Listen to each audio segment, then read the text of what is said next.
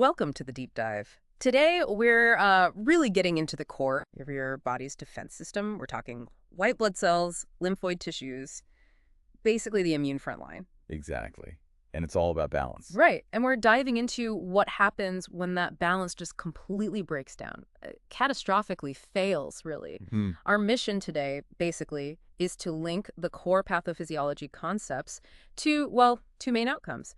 What happens when you don't have enough of these cells, and what happens when they just multiply out of control. That distinction is absolutely key. Yeah. You start with leukemia. That's the deficiency side.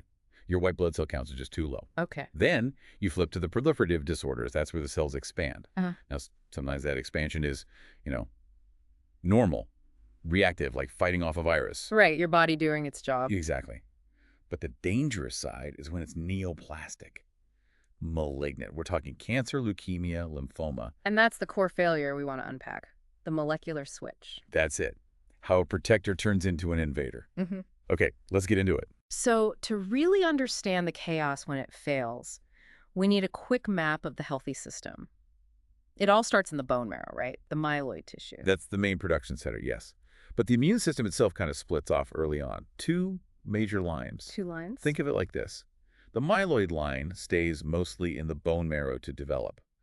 It produces the rapid responders, your granulocytes like neutrophils and monocytes. The foot soldiers, first on the scene. Precisely. They tackle immediate threats, especially bacteria. Then you have the lymphoid stem cell line. Okay. These become the lymphocytes, T cells and B cells. They're more strategic, long-term memory, coordinating the big picture. And this distinction matters for the types of cancer later. Absolutely critical. Which line fails determines whether you're looking at a myeloid leukemia or lymphocytic leukemia or lymphoma. Totally different diseases. Got it. And these lymphoid cells, they don't all just stay in the marrow, do they? No, maturation is key. Yeah. B lymphocytes mostly finish up in the bone marrow, but then they head out to lymph nodes and differentiate into plasma cells, the antibody factories. Right, and T cells. T lymphocytes are different. They leave the marrow early and head to the thymus. Like a boot camp. Exactly. So they're specialized training ground. They mature into CD4 plus helper T cells, the generals, orchestrating the whole response, and CD8 plus cytotoxic T cells. The assassins. The direct killers, yeah. Killing infected cells. And what controls all this production? It must be tightly regulated. Oh, absolutely. It's managed by chemical signals, cytokines, and growth factors, like interleukin-1, GM-CSF. It's a whole chemical language telling the marrow, make more neutrophils, or slow down on the lymphocytes. So the lymph nodes fit in as staging areas. Yeah, like forward operating bases, yeah. Bean-shaped structures scattered everywhere with lymphocytes gathered there. And inside you have specific zones. A cortex area, mainly for B cells, with these structures called follicles, and a paracortex for T cells. And you mentioned follicles, primary and secondary. Right. Primary are inactive, secondary follicles are active. They have germinal centers where B cells are really buzzing. And that activity, that's significant. Very significant, because those active secondary follicles, that's often where lymphomas, the cancers of the lymph nodes, actually originate, where the rebellion starts. Okay, so moving from the normal setup to the problems, let's start with deficiency. Leukopenia. Right. Technically, leukopenia is just a low total white blood cell count, maybe under 5,000 per microliter. But clinically, almost always the real problem is neutropenia. Low neutrophils, those foot soldiers again. Exactly. A count below 1,000 per microliter is neutropenia. If it drops way down below 500 for the absolute neutrophil count, or ANC, that's severe. Very dangerous. Why so dangerous? Because neutrophils are your primary defense against bacteria. Without them, even normal bacteria living on your skin or in your gut can cause a life-threatening systemic infection. The risk is inversely proportional to that ANC. So what causes neutropenia? It can be congenital born with it, like Cosman syndrome, a severe form where neutrophil production just halts very early. Kids with this have constant infections. And the notes mention a higher leukemia risk, too. Yeah, disturbingly, about 20% might develop acute myeloid leukemia later. There's also cyclic neutropenia, where counts drop periodically. So most cases are acquired, right? Oh, yes.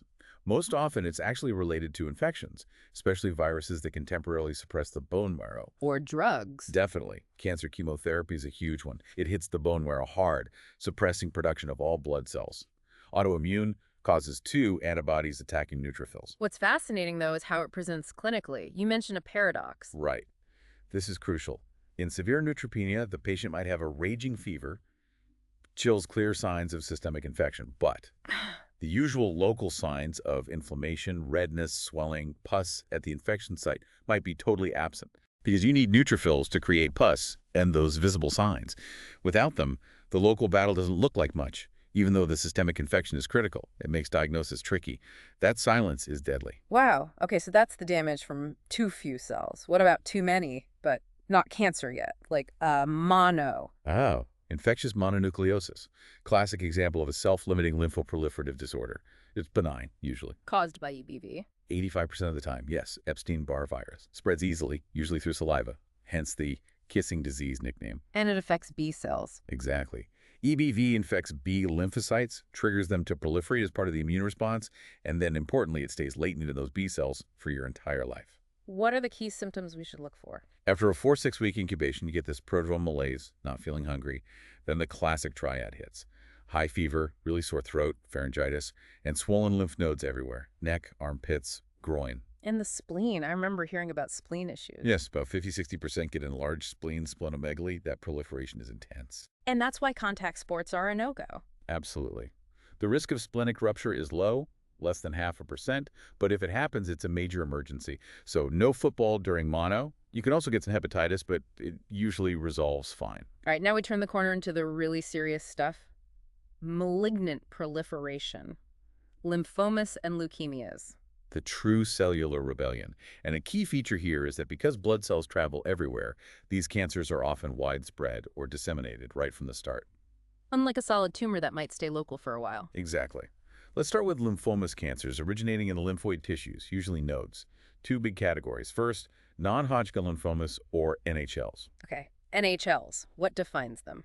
Well, NHL is actually a huge, diverse group. B-cell types, T-cell types, even NK cell types.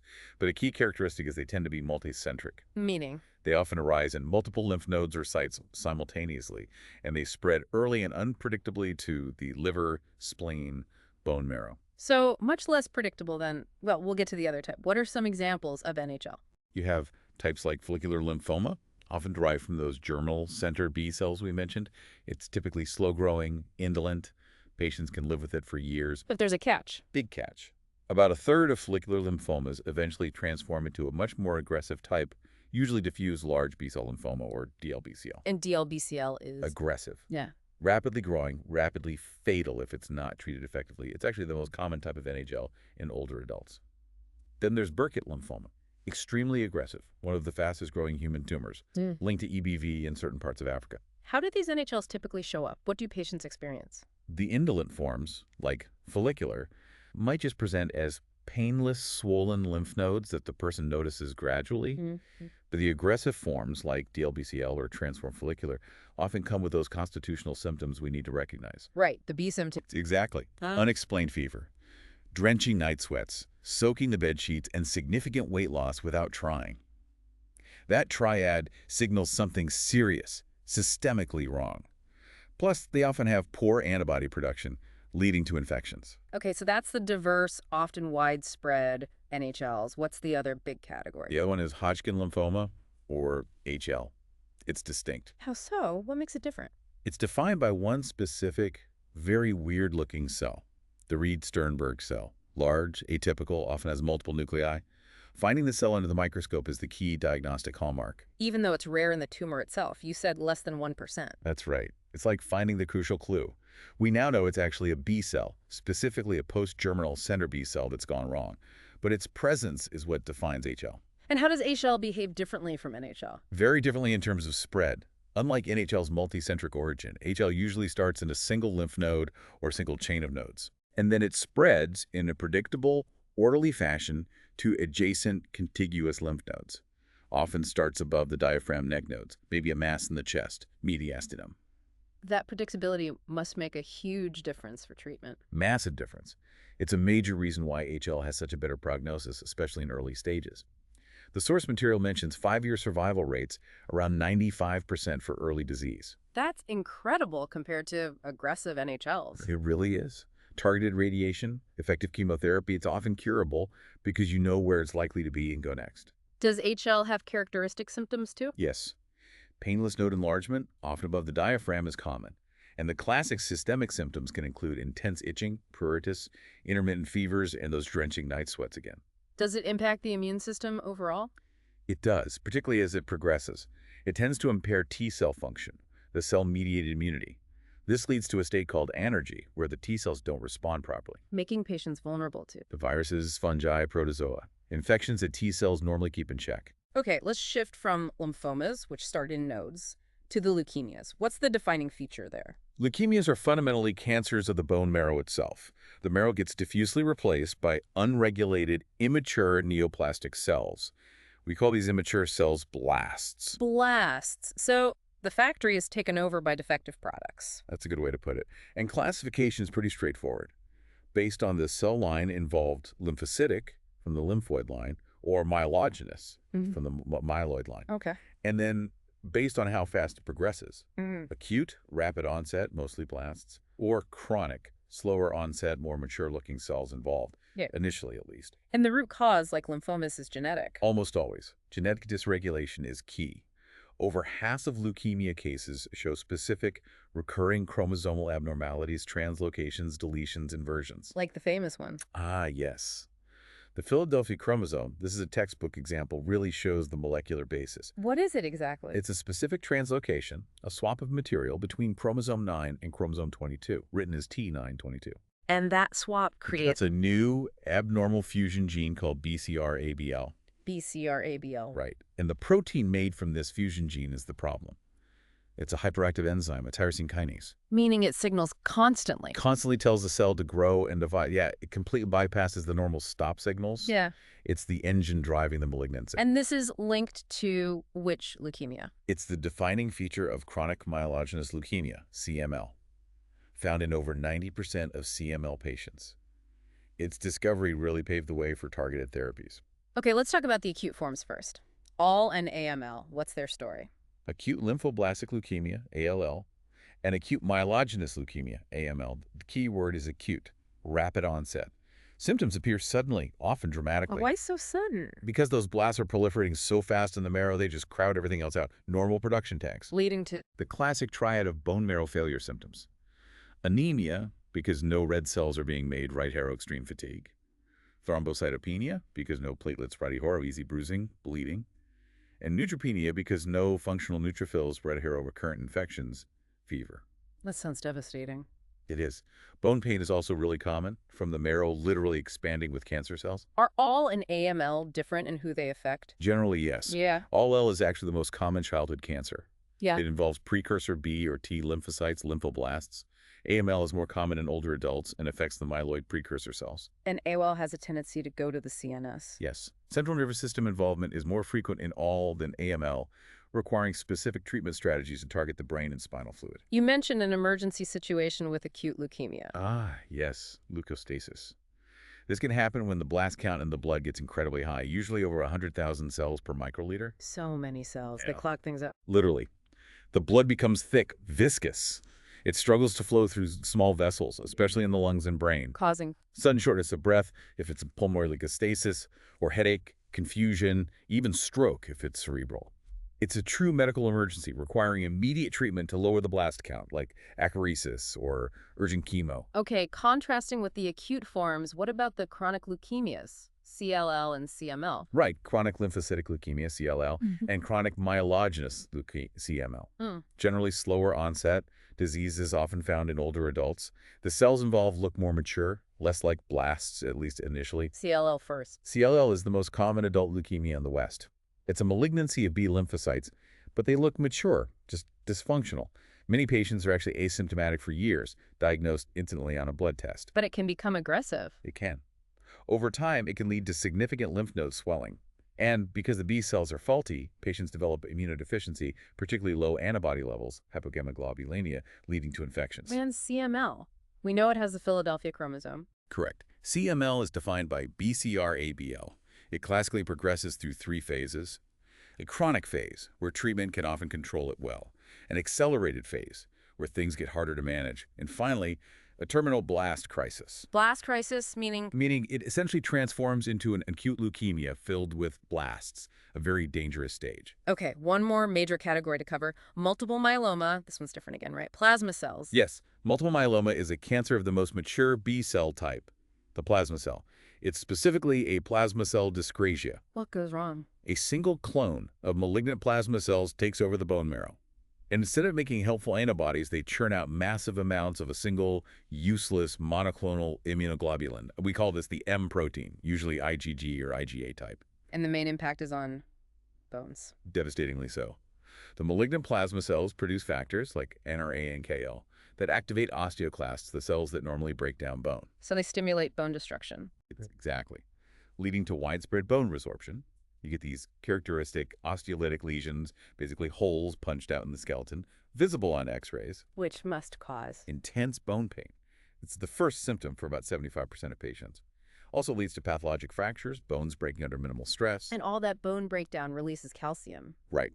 Causes hypercalcemia, dangerously high calcium levels in the blood, which has its own set of symptoms like confusion, constipation, kidney problems. Kidney problems seem common too. Very common, partly due to hypercalcemia, but also because the excess light chains from the M protein, called Bence-Jones proteins, when they spill into the urine, are directly toxic to the kidney tubules.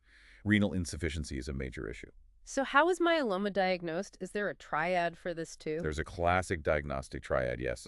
Finding increased malignant plasma cells in the bone marrow, plasmacytosis, seeing those idolytic bone lesions on imaging, and detecting the M protein spike in the blood or Bence-Jones proteins in the urine. Hashtag tag outro. Wow. Okay, we have covered a huge amount of ground today.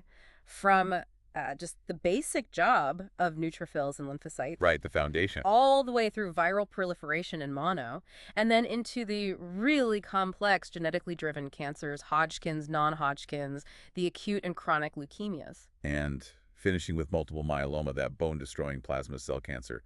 It's a lot. It really is. Is there one key takeaway, maybe, to help tie this all together? I think a really useful way to think about it, especially differentiating the cancers, is to consider where in the cell's life story the transformation happened. Where in the differentiation pathway? Exactly. Did the mutation hit a very immature, rapidly dividing blast cell? If so, you tend to get an explosive acute leukemia like ALL or AML. Okay. Or did it hit a more mature, already differentiated cell like in CLL or multiple myeloma? Then the disease course might be slower, more about accumulation of dysfunctional cells, at least initially. The cell's origin really dictates its behavior, where it goes, and how the disease unfolds. That's a great way to frame it. So what does this all mean for you listening? Well, hopefully you now have a much clearer picture connecting the underlying cellular failures to the actual diseases and symptoms we see in these critical hematologic disorders. Understanding the why behind the what. Precisely. Thanks so much for joining us on this deep dive.